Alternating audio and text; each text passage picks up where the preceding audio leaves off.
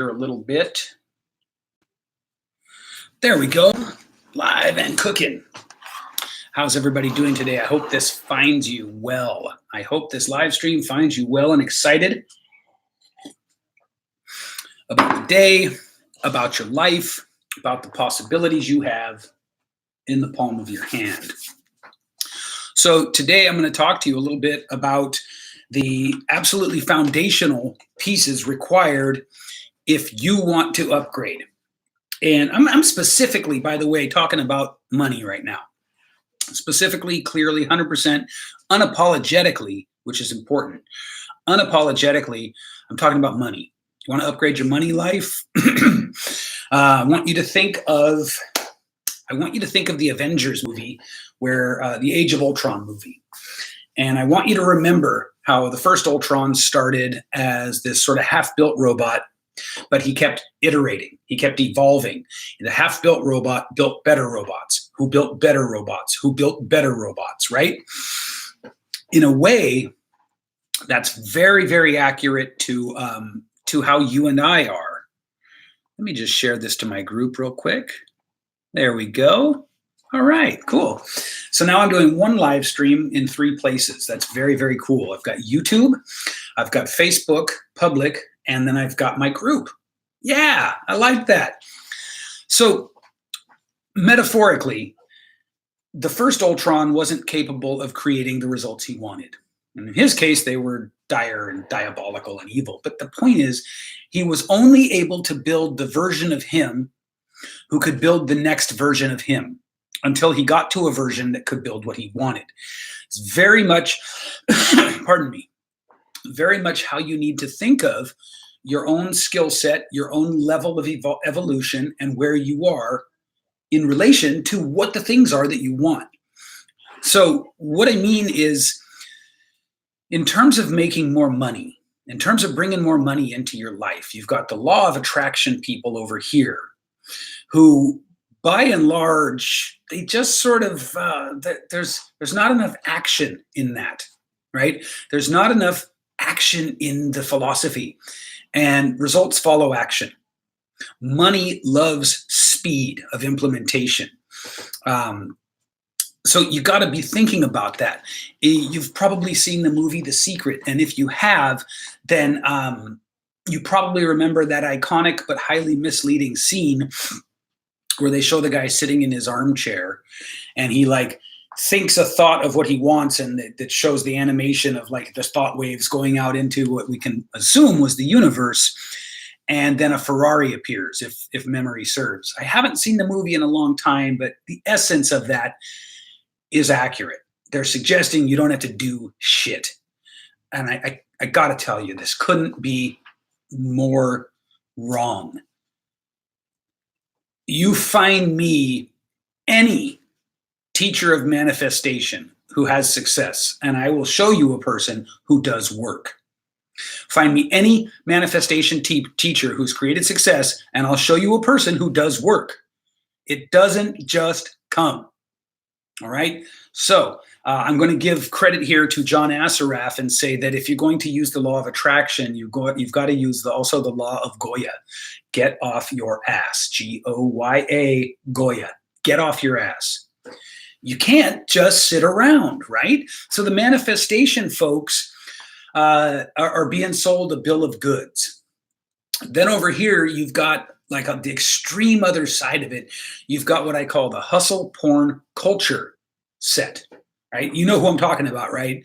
10X isn't enough. I'm always working. I'm working when I sleep. I'm doing deals on the toilet. Whatever, man.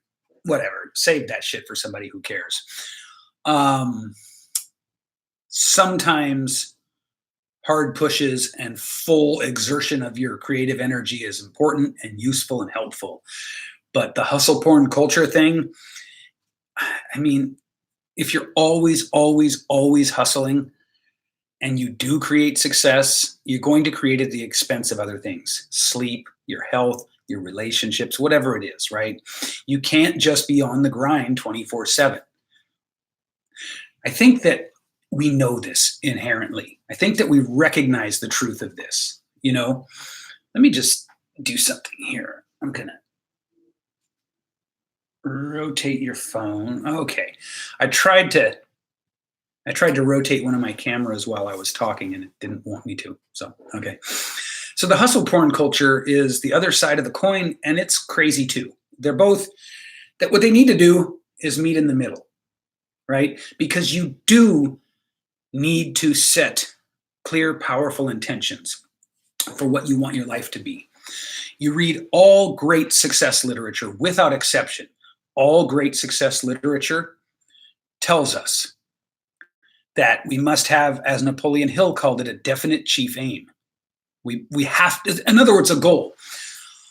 Stephen Covey talked about starting with the end in mind. Earl Nightingale compared setting a goal for your life, goals for your life, like a pilot knowing that the destination they're going to arrive at, and how the path to get there may not be a straight line, but at least you know where you're going to arrive at. And without knowing where you're going to arrive, you'll never know if you got there or not. Anyway, those are just 3 examples, but I have studied success literature in depth, and every single enduring, meaningful piece of success literature has something about having a clear vision. It's stated in one way or another. Wallace Wattles says it. What's the other? Oh, for God's sakes, Tony Robbins says it all the time. You name it, right? Everyone agrees on this. So you've got to have this part. But setting the intentions is not enough. And setting intentions is often misunderstood. People feel like setting intentions is just about a mantra, or just about writing it down once, or just about thinking about it, meditating on it. Here's what I want to suggest to you. To set your intentions, write a definite chief aim statement. Phrase it in the positive. Phrase everything in the future.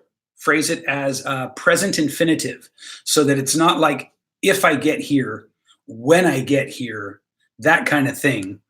Instead, hey, Igor, instead you're phrasing it like, as I grow into this, as I evolve here, as I expand, right? It's very important because the words wire our minds. The words wire our minds for us. They give us neural patterns that, if we do them correctly, will create an awareness of higher levels of success. It's pretty technical, but just think of it this way. If you've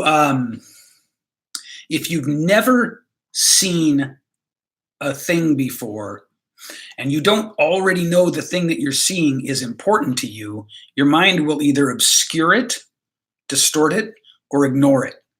It filters. Our conscious mind filters for what we expect to see, and it filters for what we deem important.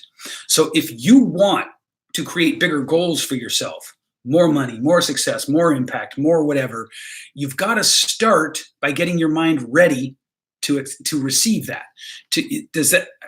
You getting that? And so how do we do that? Well, we set the intention by writing it down, but then we read it every day. And as we read it every day, hey, Igor, we feel it. We allow ourselves to emotionalize it, to feel what it's going to feel like. We're putting ourselves there mentally and emotionally ahead of time. Tracking this? Putting ourselves there mentally and emotionally ahead of time, so that as we create with the law of Goya, remember, get off your ass. Once we set the intention, we have to take action. As we create with the law of action, the results that we want, they're going to come in little dribs and drabs first. So as we start to create that, we have to have our mind ready to find and understand and accept the proof that we're making the changes. Because if your mind doesn't see the proof, the changes will slip right past you. And it can be very hard to stay motivated, stay excited, stay on the track when you don't see any clues along the way that show that you're achieving what you set out to achieve. Make sense? Now, look, as of the filming of this video, I am by no means a crazy multimillionaire, wildly financially successful, but I do want you to know that since I've started doing this, not only all of these things that I'm talking about as a system, as a methodology, not only has my income tripled, where I find it crass to kind of, so I've got a little bit of a dichotomy here. I find it crass to talk about my exact income earnings, but I am in the low six figures annually. So between 200,000 and 300,000 a year. That's where I am now. And I got here quickly when I started doing these things. I found that I started to think about deals differently. I found that I started to make offers differently. I found, most interestingly, that people started to just come into my life to work with me. Now, that's really, really crazy.